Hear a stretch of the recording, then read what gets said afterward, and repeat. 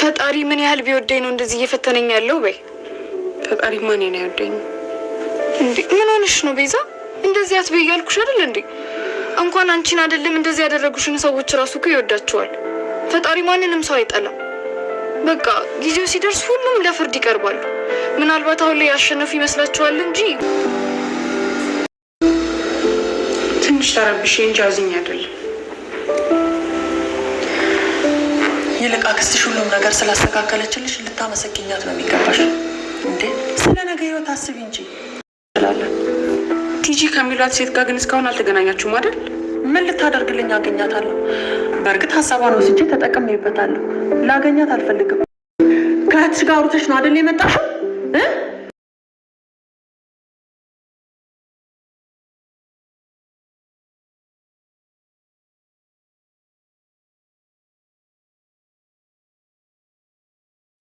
ቤዛ ፈጣሪ ግን ምን ያክል ብበድለው ነው ይህን ሁሉ መዓት በእኔ ላይ ያወረደብኝ እያለች እያማረረች ትገኛለች።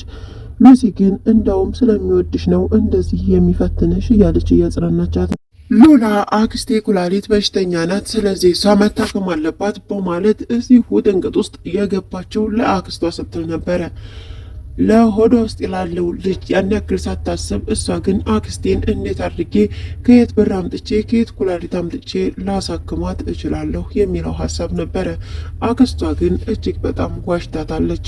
ሉላም እንደዋሸቻት ባወቀች ሰዓት አሳይሻለሁ፣ እህቴ ላይና እኔ ላይ እንደዚህ ቀልደሽ ዋጋሽን እሰጥሻለሁ፣ አሳይሻለሁ በማለት እንግዲህ እየዛተችባት ትገኛለች። ሰላም ጤና ይስጥልኝ ውድና የተከበራችሁ ተመልካቾች እንዴት አላችሁ?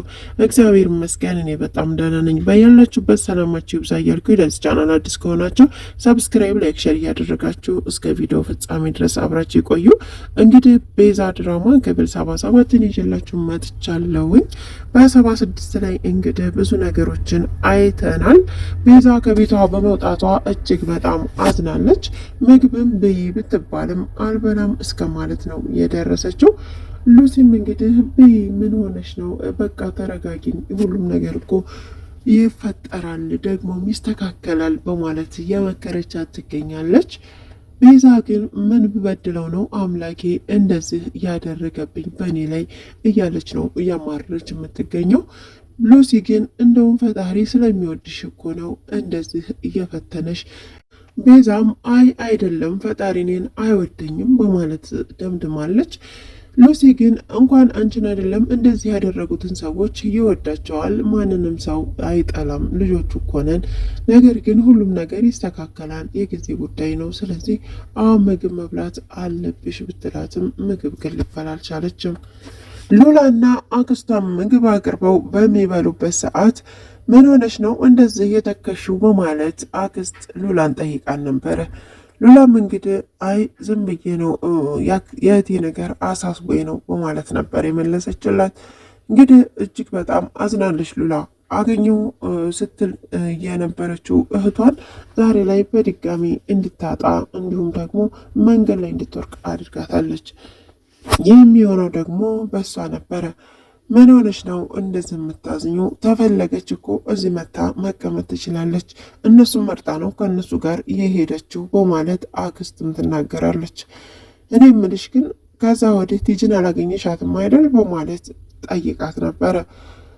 ሀሳቧን ወስጄ እልሜን አሳክቻለሁ። አሁን ለምን ቲጂን አገኛታለሁ? እንደውም ላገኛትም ራሱ አልፈልግም በማለት እንግዲህ አክስቷ ለሉላ ትነግራታለች።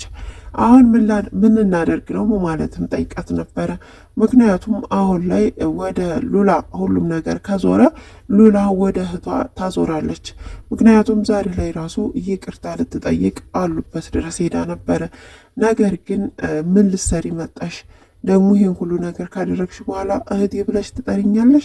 አስመሳይ ባለጌ በማለት እንግዲህ ሰድባ ነበረ ልትመልሳት የነበረው ቤዛ። ነገር ግን ሳሚ አረቋቋይ ይህን ሁሉ ነገር ይህን ሁሉ በደል ካደረሰች በኋላ ወዴት ነው የምትሄደው በማለት ጠይቆ ነበረ። ሉላ ግን እምልልሻለሁ እህቴ እኔ ምንም የማውቀው ነገር የለም፣ አክስቴ ናት ይህን ሁሉ ነገር እያደረገችው፣ እኔ ራሱ አላቅም። ስለዚህ እባክሽ ይቅርታ አድርግልኝ ብትላትም ቤዛ ግን ይቅርታ ልታደርግላት አልቻለችም። ይችን ይቅርታ ግን አንድ ቀን ትፈልጊያታለሽ በማለት ነበረ እንግዲህ ሉላ ተመልሳ እየሄደችው። በሄደችም ሰዓት እንግዲህ ከአክስቷ እንዴት አድርጋ ሀብቱና ንብረቱን ወደ ስሟ አዙራ ከእሷ ስም ደግሞ እንዴት ወደ ቤዛ ስም እንደምትመልስ ነው ግራ የተጋባቸው። እንግዲህ ተለሳልሼ አክስቴን ሁሉንም ነገር አስተካክላለሁ የሚል ቃል እንግዲህ ለሳሚ ሰጥታለች። ሳሚም እንደዛ ማይሆን ከሆነ ግን ሁሉንም ቃልሽን ትሰጫለሽ ሄደሽ በማለት ነበር የተናገረው። እንደዛ ከሆነ ደግሞ ምናልባትም እስር ቤት ሊገቡም ይችላሉ። ምክንያቱም ወንጀል ስለሰሩ እንዲሁም ደግሞ የማጭበርበር ስራ ስለሰሩ ሁለቱም ወደ እስር ቤት ሊወረወሩ ይችላሉ። የሉላ አክስት ግን አሁን ላይ አቤት ፈጣሪ እማልመውን ሳስበው የነበረውን አሳካልኝ፣ ቢያንስ ከሰው በላይ ባልሆን ከሰው እኩል አድርገኝ ብዬ እጸልይ ነበረ፣ አሁን ተሳካልኝ እያለች ትገኛለች። የተሳካላት ግን በማጭበርበር ወንጀል እንጂ የራሷን ሀብትና ንብረት ሰርታ ለፍታ ያገኘችው አይደለም። ሳሚና ሉሲ እንግዲህ በተለያየ ሰዓት እነቤዛ ቤት ሄደው ማረፊያቸው ነበረ። ዛሬ በድጋሚ እነቤዛ ወደ ሳሚ ቤት ነው የመጡት። ይህም ደግሞ ለሱራፌልና ለቤዛ ሰላም አልሰጣቸውም። እንዴት ነው እዚህ የምንቆየው እስከ መቼ ነው በማለት ቤዛ ጠይቀው ነበረ።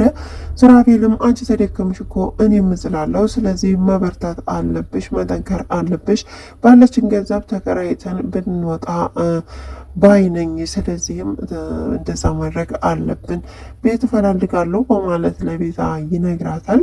በቃ እነዛ ሳይሻል አይቀርም በማለት ሲመካከሩም እንግዲህ ከዚህ በፊት የሳሚ ልጅ ታማ ለልጅ ማሳከሚያ ተብሎ ብር ሰጥተውት ነበረ። ያ ብር ግማሹ ስላለ ግማሹን የተጠቀመችው እናንተ ደግሞ እናንተ ተጠቀሙበት ስላለችን ለእናንተ መልሰን እናስረክባለን በማለት እንግዲህ ሳሚ ብሩን ወደ ሱራፌል አካውንት አስተላልፏል። ሉሲና ሳሚም እንግዲህ ስለ እነሱ እየተመካከሩ ነበረ። ቤዛ ግን እንዴት ናት ስታሳዝን፣ በጣም ነው ልቤን የነካችው እያለች ትገኛለች ሉሲ። ሳሚም አዎ በጣም ነው የሚያሳዝኑት፣ ያላሰቡት ዱብዳ እኮ ነው ከላይ የወረደባቸው፣ ስለዚህ ከጎናቸው ልንሆን ይገባል በማለት እየተመካከሩ ነው። እነሱ ግን እዚህ እነሱ ጋር መሆናቸው ሰላም እንዳልሰጣቸው ያስቸገሩ እንደመሰላቸው ባለቤቶቹም አውቀዋል። ሉላና ሳሚ እንግዲህ ተገናኝተው ነበረ። ሳሚም ያልኩሽን በሙሉ ታደርጊያለሽ እንዳምንሽ ከፈለግሽ በማለት ብሏት ነበረ። እንግዲህ ሉላም ፍትህ የምታገኝ ከሆነ ችግር የለም ሁሉንም ነገር አደርጋለሁ በማለት ቃል ገብታለች።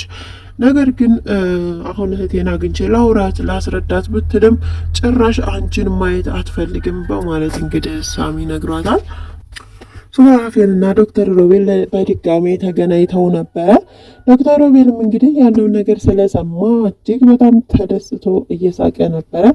መልካም የመስመጥ ጊዜ ይሆንልህ፣ ዋው ዘርፌ ግን በጣም ጎበዝ ናት፣ በጣም ነው ያደነኳት እያለ እንግዲህ እየሳቀ ይገኛል። በስተመጨረሻ ግን እቤት ድረስ ሄዶ ነበረ። እቤትም እንደሄደ እንግዲህ በሩን ከፈት አድርጎ ሲገባ ሉላም እንዲሁም ደግሞ አክስቷም ፍጥጥ ብለው ነበረ እያዩት። ምን ሊከሰት ይችላል ወይንስ ደግሞ ምን ሊያደርግ ይሆን የሄደው የሚለውን ደግሞ በቀጣይ የምናየው ይሆናል። እስካሁን አብራችሁ ስለቆያችሁ እጅግ በጣም አመሰግናለሁ። ለቻናሉ አዲስ ከሆናችሁ ሰብስክራይብ ማድረጋችሁን አትርሱ። ያላችሁበት ሰላማችሁ ይብዛ። ሰላም ለሀገራችን፣ ሰላም ለሕዝባችን።